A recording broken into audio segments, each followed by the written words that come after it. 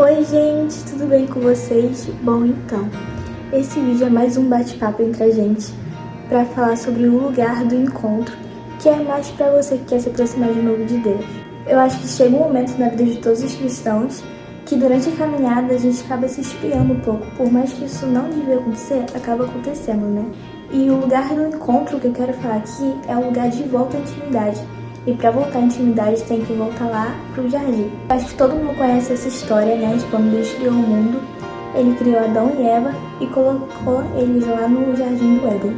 E nesse jardim do Éden, eles tinham livre acesso com Deus. Deus passava pelo jardim ao entardecer, então eles reconheciam os passos de Deus.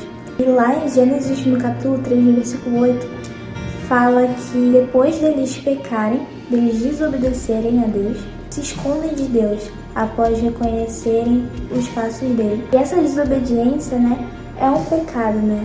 Então foi o pecado que afetou o relacionamento deles com Deus.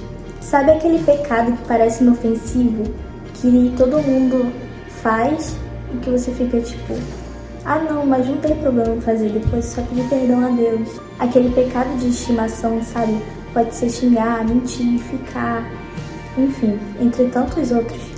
É esse pecado que faz com que você se afaste de Deus. Você pode estar na igreja, mas se você ficar nesse pecado de estimação, vai acabar te afetando, sabe, no seu relacionamento com Deus. É como se fosse um relacionamento com uma pessoa, um namoro. Você precisa abrir mão de algumas coisas que essa pessoa não gosta que você faça para a sua relação com ela melhorar.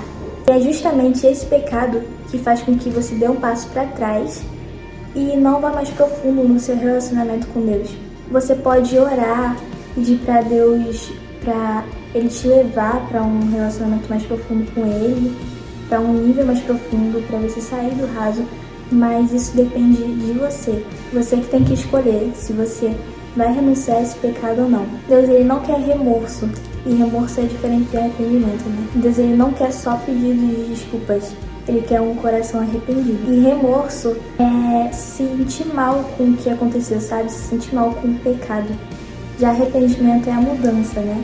É realmente como se fosse um relacionamento com uma pessoa, sabe? É realmente como se fosse um namoro. Você tem que deixar de lado algumas coisas que vai afetar no seu relacionamento, entende?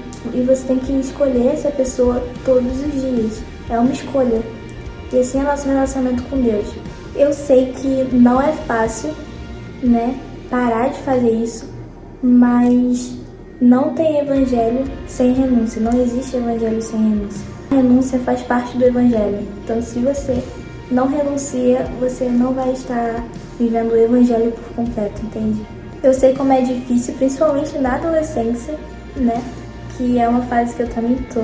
Ver os seus amigos fazendo coisas que parecem ser muito legais, sabe? E ficar pensando, poxa, mas se eu fazer só dessa vez?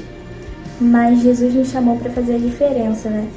A Bíblia fala que no tempo de Noé, as pessoas estavam fazendo muitas coisas que desagradavam a Deus, entende? E Noé era praticamente o único, né, que estava fazendo o que agradava a Deus.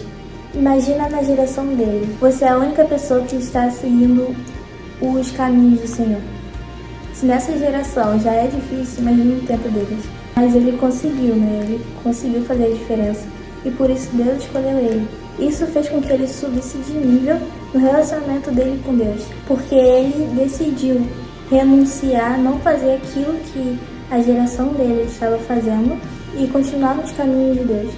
Sabe, o que o mundo oferece parece ser muito bom, parece ser muito, muito bom, mas só Jesus, Ele pode te dar a alegria de verdade, entende? Ficar com as pessoas, mentir, xingar, tudo isso parece ser muito bom, realmente, mas é passageiro e o que Jesus dá é eterno. E vale muito mais a pena. Isso tudo parece legal até você ficar preso nisso, entende? Você tentar parar de fazer isso e perceber como tá preso nisso, como é difícil sair disso. Então, na verdade, o pecado te prende. Satanás, ele não vai te oferecer algo que você vai olhar e vai falar, não, isso parece ser muito ruim. Na verdade, ele vai te oferecer algo que você vai achar a melhor coisa do mundo. Mas na verdade é tudo passageiro e é tudo pra te enganar. Porque ele sabe como vai ser o fim disso, sabe o que ele vai fazer através disso. Ele tem um objetivo para alcançar através disso. Você ficar viciado nisso. E renúncia também significa parar de sentar em mesas que Jesus quebraria. Nem aquela passagem que fala que Jesus quebrou aquelas mesas que não agradavam a ele. Parar de sentar em mesas que não glorificam o nome de Jesus. Faça a diferença, sabe? Seja um Timóteo nessa geração.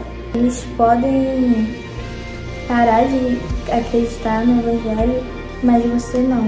Não deixa ninguém te levar ao pecado, sabe? Pelo contrário, leve eles a Cristo.